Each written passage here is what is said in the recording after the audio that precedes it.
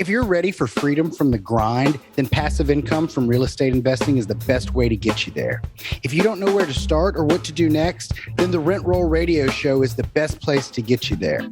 Join us while we discuss the best practices, strategies, and mindset you'll need and give you actionable content to get you from where you are to where you want to be. Hey, Rent Roll Radio listeners, welcome back to the show. As always, I'm your host, Sterling Chapman. We're here today with Brian Leubben from, are you in Brazil? Yep, I'm in Brazil. I'm in an island in South Brazil called Florianópolis. So the city is Floripa. Yeah, man, we're coast to coast. So Brian recently retired from his corporate career to go travel the world and work remote. We are connected through GoBundance, and I've just been every single time I open up my phone, I see Brian on there with just interviewing rock stars, just doing rock star shit. So I reached out to him. I was like, man, would you be on my show? He's like, dude, I was about to call you. And so the last few times we tried to connect, he was in a hostel in Europe or something and couldn't get internet. So this is, I think, our third attempt at connecting. So super excited to have him on. Brian, third time's the charm. Do you want to kick it off by telling your story? Tell our listeners kind of what you were doing before, how you got into what you're doing now?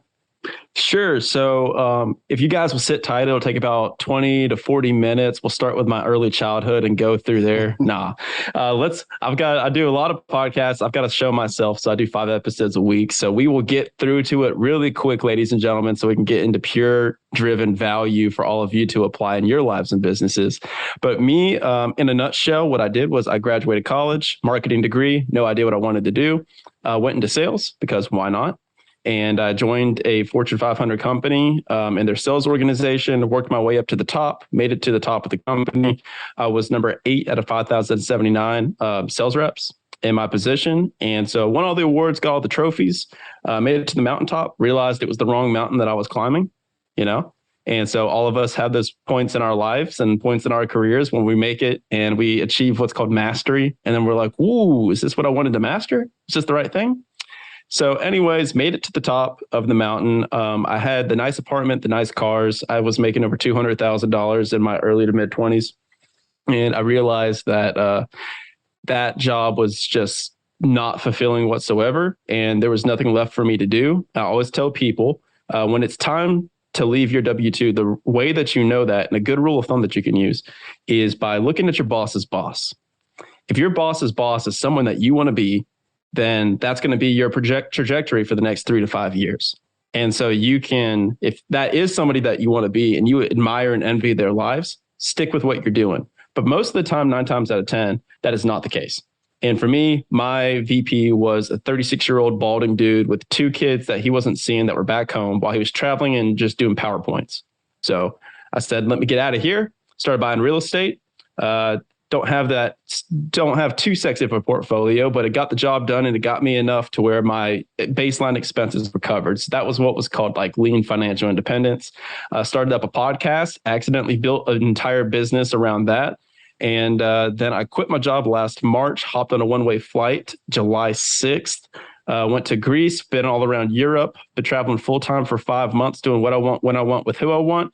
And now I help people do the same thing. So there you go. Awesome. So I guess first question is, what kind of real estate you buying? Single family, just house hacks. House hacks, basically co-living was my thing. Okay. So how did you buy them? Just owner occupied type loan, low money down, bought a large house, rented out all the rooms, moved on, bought a different one and continued? Bingo. Yeah, I wish I can make it sexier for you guys to make it seem like it was way more out of reach for you, but that is literally what I did. And that provided me enough cash flow. So when you rent by the room and you do the house hacking method, it does 2 things, right? It scratches 2 itches. First itch is it removes your expenses and reduces your expenses almost down to nothing. So the top 3 expenses that most Americans have is they have their housing, their car payment, and their student loans or insurance. And so for me, I was like, okay, I don't really have a housing payment because I'm already cash flowing in my properties while I live there. I don't have a car payment because I bought it in cash. And then for the rest, like I paid off my student loans by creating a DJ company in college. So I was like, I can live a pretty freaking awesome life, even for $3 or $4 a month. And then so that was the cash flow is 3,200 off of 4 units, which once again, co-living, it's going to be a little bit higher because it's rent by the room. And so that's what I did. And that's what initially got me through that first phase of like that financial foundation, to where I always say that it's like you're a plane taking off from the runway. And as soon as you start getting momentum, you get airborne and you go through that first layer of clouds and you get all that turbulence and friction. And then once you make it over those clouds and you can see everything over the clouds, that's when you start making really cool decisions. And then that's where you get into games of scale and compounding. So that's what I did and was able to achieve pretty early on. I'm 27 right now. And now it's the games that we're playing are really freaking fun and it's cool. Awesome. So how do you help others achieve financial freedom now? I mean, I'm assuming do you teach them how, I mean, when you say that, how do you go about helping others? Do you have some different model that you've evolved now into some kind of raising capital to invest together into larger projects? Or do you have like a coaching program where you teach people how to do the house hack? What's the evolution of that story? So right now I've got my podcast, the Action Academy podcast. I do 5 episodes a week for a year now. I don't miss. That's the one thing that I do. And I created the show last October. That was just something I wanted to do just out of passion. It's just a passion project. And what it turned into after a while was it turned into a full-blown business, because as I was doing the show, I was just starting with quality content from the beginning, interviewing people, like you said before in the intro, that were just absolute killers and studs, and asking them the questions that people really wanted to hear. So what ended up happening is the audience that was grown from that, like knew, liked, and trusted me, and they were a freaking awesome audience. So whenever I would present an offer, Go Abundance included, and then also had like a coach that I was using that we use as an affiliate, people were just signing up for the services from my show without me even like knowing about it. And what ended up happening from that was, the organizations reached out and they said, hey, like, let's come up with an affiliate partnership here. I said, absolutely. And then that ended up being anywhere between like $6,000 to $12,000 a month on top of my cash flow. And then, so then I turned my car out and I'm like, holy crap, now I've got like 15 grand coming in a month. I was like, I don't need to be doing this anymore. So the podcast is what I did for free. Then I started up a newsletter, and now I'm starting to do a course in community. It's not ready yet, but that's why I'm here in this house, is I'm recording content for the next 2 weeks for the course. And it's going to be a step-by-step process on how you exit your corporate job and then get enough passive income so that you can create passionate income. So that's my whole gig, and that's my whole shtick, is I think that passive income is a great goal to have. But once you have enough passive income to where you have your freedom, what then? Sure. And so that's like chapter 1 to the book. So chapter 2 is finding out what your passionate income is.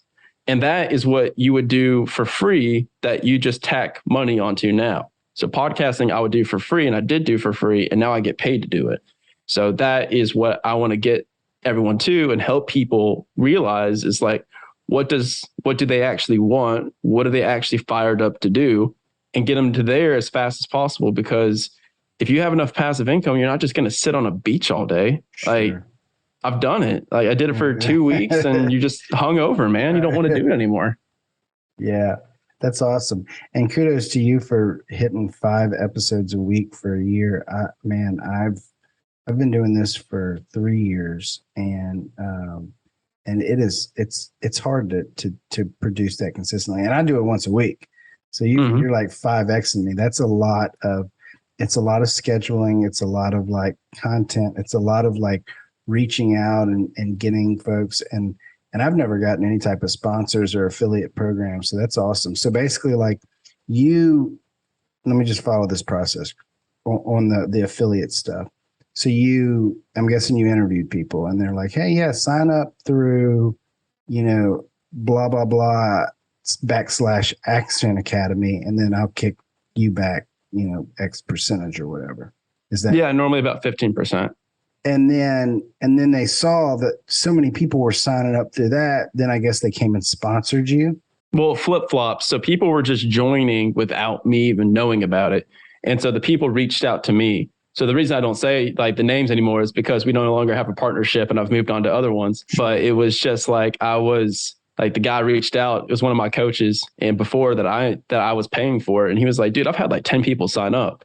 He's like, let's put you as an official affiliate and I'll pay you, like 10% if you keep like mentioning me throughout your show. And I was like, absolutely, let's do it. Yeah. And that's the best way to make money in podcasting. But that's just one example of how you can use like passionate income to do it. It's just like you can create anything that you want online and in media. But like the goal is take a step back.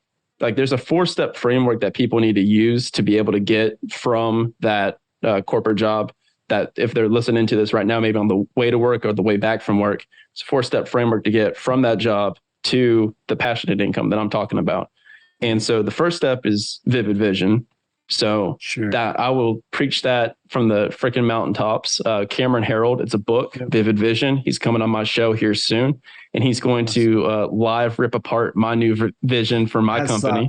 I saw you calling him out the other day.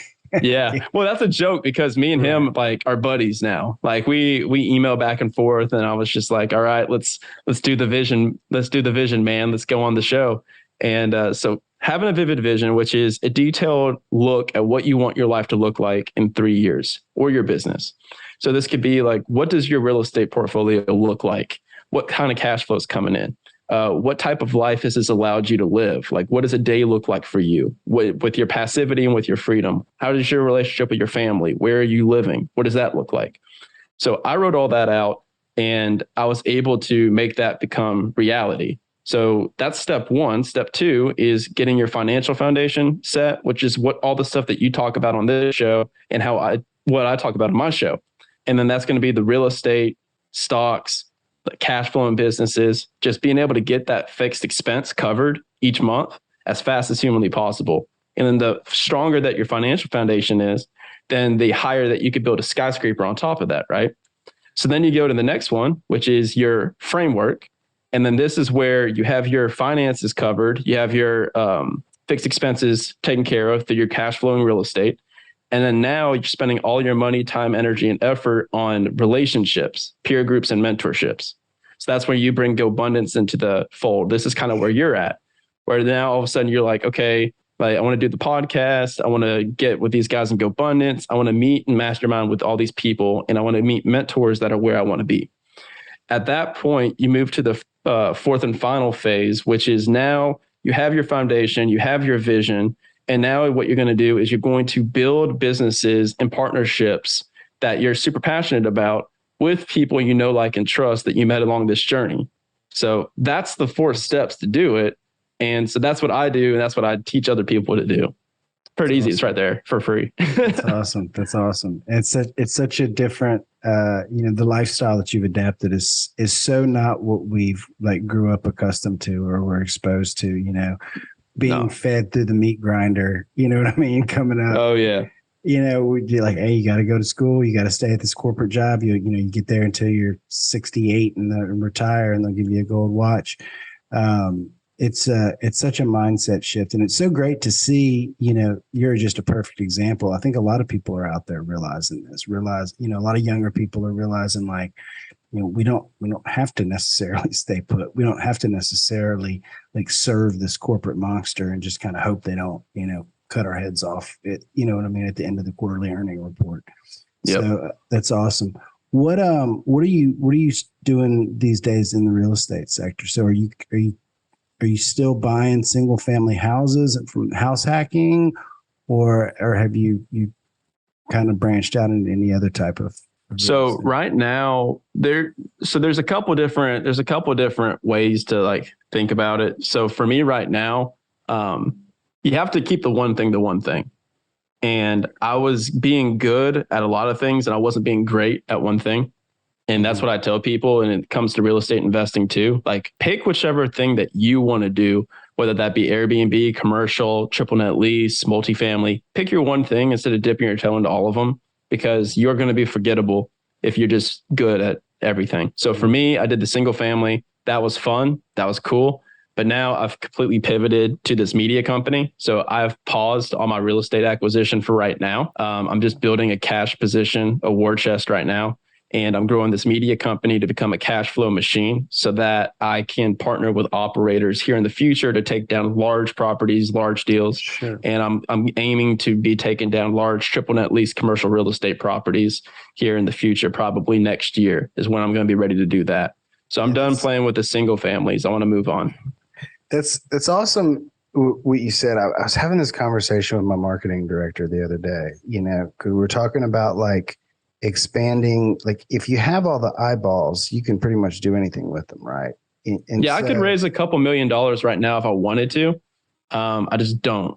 Right. Well, something else that Brandon Turner told me was like the longer you wait to ask your audience, the more you can ask when you finally do. Like the longer you just like produce content and like don't try and sell them a coaching program and don't try and convince them to join your mastermind and don't try and get them to invest with you. Like the longer, you hold your load, the more you can ask for when you eventually do. And the more you'll be able to get because your audience will build. So it's so funny because like a lot of the content I put out, I don't ask for anything. I don't sell anything. And I had a video go viral on TikTok the other day. It got like 200,000 views or something. And all the comments, it was crazy, man. The comments were so crazy. Like this guy's just selling it. Everybody was along the lines of like, it was me at a free meetup, like that somebody asked me to go talk to. And everybody was bashing me like I was just trying to sell my like meetup. I'm like, dude, it was free. What are you talking about? Yeah, dude, it's a great concept. Alex Hormozy talks a lot about it, and I completely agree. And that was what I did, exactly what I did. So the concept is, if you delay your ask for a year, you will never need money ever again, because you will build something. If you just give value away for free without any ask in return, like you're going to be set. Well, if you do it for a decade, then you're going to be set for life. Yeah, that was like the movie they made about Facebook years ago when they were like, some people were like, we should do ad stuff. And then Zuckerberg was like, no, man, it's still cool. Like we want to grow the thing being cool. Like the second you bring the ask in, it's like, oh, this is another guy trying to sell me some shit. You know what I mean? Yeah. So my mental trigger for that, and advice for anyone that is listening to this, because the education space is so huge and so untapped when it comes to like actual good operators, especially in the real estate market. What I would say is, for me personally, I didn't want to do any of this stuff until it got to a point where my demand was so overwhelming that it almost had to be done, because I had so many people reaching out, asking me to like coach or asking about advice about leaving their jobs. And then so finally it got to a point where I was like, once I hit my 100th episode, I will do something paid. And that's the reasoning behind that was, after 100 hours of interviewing multimillionaire entrepreneurs and a couple billionaires on my show, I was like, that's all free content. And I do 5 episodes a week. So now I can confidently say, if you go listen to my show, it's going to give you the same level of education, if not more, than a 4-year college degree plus a master's plus an MBA. I was like, once I've got that done and that's out there available for free, then I could do anything I want paid, because what are you going to say? You can't say anything anymore, because I'm like, okay, cool. What content do you have out there for free? Right. I've got 100 hours, I've had a couple of people reach out to me about coaching recently, and they wanted to pay me to coach. I told them no, I'm not. I mean, I think coaching's great. Everybody I've interviewed, like you said, 160 plus investors, most of them multimillionaires, and the overwhelming majority of them like paid somebody, you know what I mean, to coach them in some regard. So, the gurus get a bad rap, but like realistically, like so many people are getting paid and then just fast tracking it. I was trying to, my marketing, I was meeting with my marketing guy earlier today, and I've decided like something I want to do in my business, in my single family business, is go direct to seller, because I've never done that before. Nice. So we just always like we bought, we bird houses, we fixed them up and rented them, or we flipped them, but we always got them from wholesalers because that was just never our thing, because we just didn't have time to go knock on doors. And I never had time to do it. Like I had a full-time job and then apartment syndication, all this other stuff. So like, I just like wasn't going to do it. But now that I have employees, I was like, well, you can do it. Like I'll pay for the stuff. And he's like over here watching these videos on YouTube and just kind of, I'm like, dude, let me like just buy you a coaching program or like send you to a conference. Like we need to cut the learning curve. I don't have That's time. all it is. I don't have time to wait on you to just organically figure it out watching YouTube videos. Like, let me pay for somebody to teach you how to do it. Yeah, dude. And that's all it is. It's just buying your time back. So it just goes to what value do you place on your time? Because last year I spent $36,000 and change on coaching mastermind and courses. So I know that number off the top of my head because I just finished my taxes finally. And my CPA is a freaking wizard. I love her so much. I literally sent her a gift card for her and her family to go out to a steak dinner because she just, dude, because you know how it is. Like when you have a CPA that is just a baller and they could say, okay, hey, send me the receipts for this. Like, I know you did this trip. I know you need this deduction. Oh my God, it's the most important person to have on your team. But when it comes to the value of time, that's where the coaching courses and mastermind come in, and Go Abundance included. That's $10,000 a year for both of us. And, probably a couple $1,000s per event. I went to 2 events last year, and I'll miss Dallas, but I'll make it to the winter. I'm going to Dallas. I haven't been to one this year.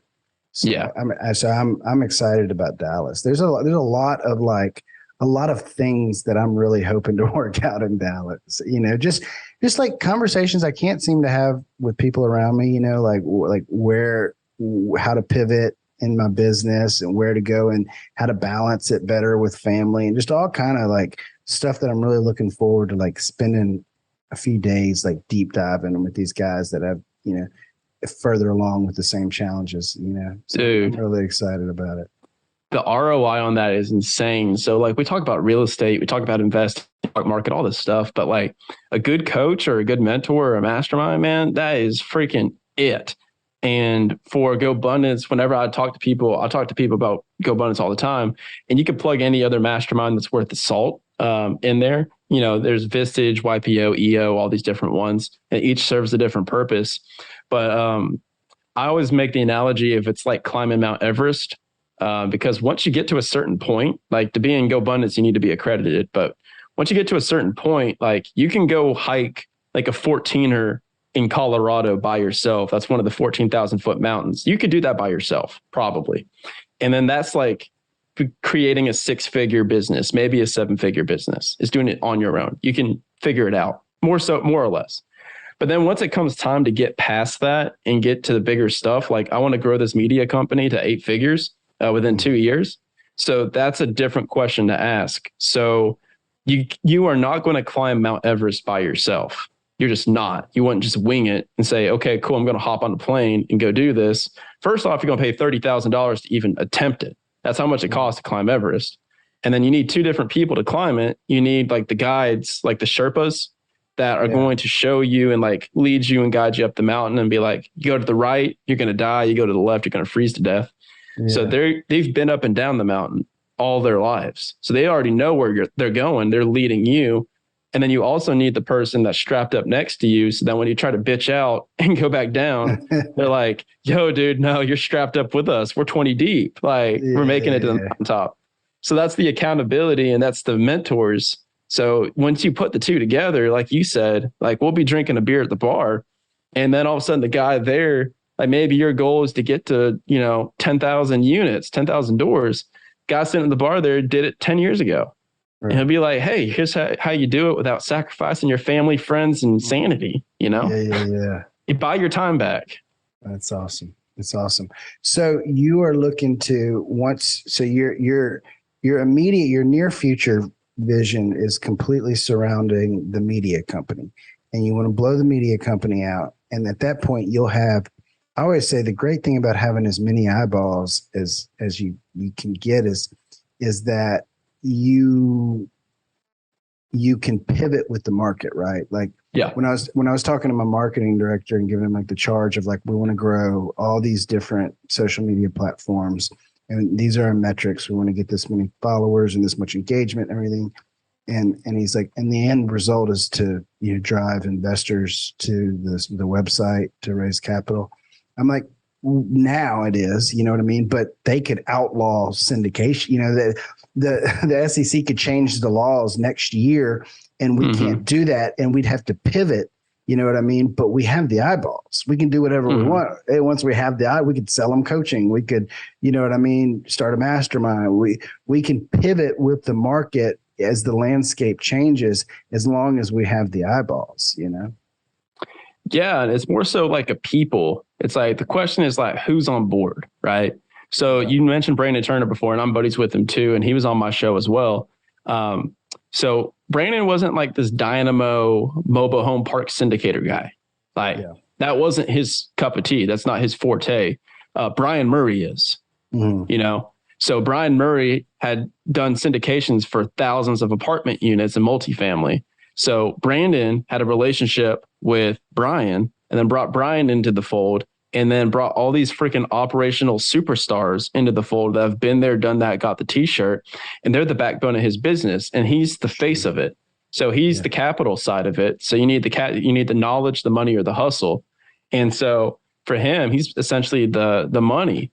And then so he's got other people that are the knowledge and the hustle that are part of his deal triangle to make Open Door Capital what it is. And then so that's what I want to be, because for me, it's almost like you have to put your 10,000 hours in to be a master at something. And for me, since I already have momentum here, it makes more sense for me to lean into where my momentum is, as opposed to pumping the brakes and then all of a sudden deciding that I want to be a commercial real estate superstar. Why would I do that when I interview 5 of them a week? Sure. That already have $10 million portfolios that would be happy to invest with me and create something with me. So what's going to happen is I'm going to build something up to where it's just going to be like so much value that I give to people that by the time it comes time, and we'll all know when it is, that I see something, I'm like, okay, this is what we're going to do. This is where we're going to pivot. Just like Brandon, mobile home parks, like what the hell, right? But then that's his thing. Yeah. And so as soon as I find that thing, then I'm going to find that top operator in the country that does it, that doesn't have the social media presence, because they haven't been podcasting. They haven't been doing TikToks. They've been freaking diving over rent rolls, you know? Right. And so I partner with that person. It's a match made in heaven. Yeah, for sure. We ride off into the sunset. That's awesome. So I want to hop to our radio round to let our listeners get to know you a little bit better. Just 3 quick questions. The first one is, what's your favorite book? My favorite book, I mean, Vivid Vision would be an easy answer, but Atomic Habits by James Clear is also freaking awesome. It just applies in so many different ways. So I've never read Atomic Habits. I've read a lot of habit books. I really liked Charles Duhigg's The Power of Habit. Yeah, that's a good one. Atomic Habits. What is it about? So it's about habits that are atomic, Sterling.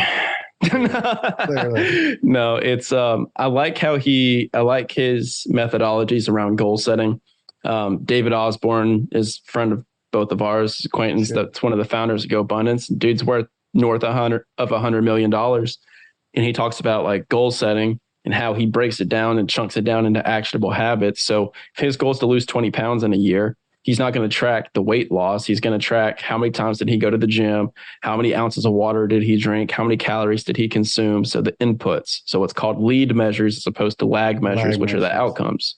Awesome. So that's the topic of the book, is talking about how to break habits that you have that are bad habits, how to replace those with good habits, and how to stack them to where it becomes unconscious. And then you can move on to the next thing to insert in your life. So an example of this would be the gym for me. I don't have to ever consciously think about going to the gym, because it's something that's a habit that's so ingrained in me that now it's just like automatic. And even now that I'm traveling and I've gone to the gym maybe 20 times in the last 5 months, as opposed to when I usually work out 5 to 6 days a week. when I go back, I instantly am still craving the gym because it's become my identity. So that's what the book talks about, is attaching habits to your identity and how you can stack them and build them to be like accomplishing these massive goals. That's the top of the book. Awesome. I'm going to check it out now. What is your favorite quote? Favorite quote? There's a lot of good quotes. I should have given you a heads up. I usually No, you're good. People a heads you're up. good. A quote that I really like when it comes to business, this is the first thing that came to mind, is I do, we do, they do, because that's literally how you build eight to nine figure wealth, is just that quote.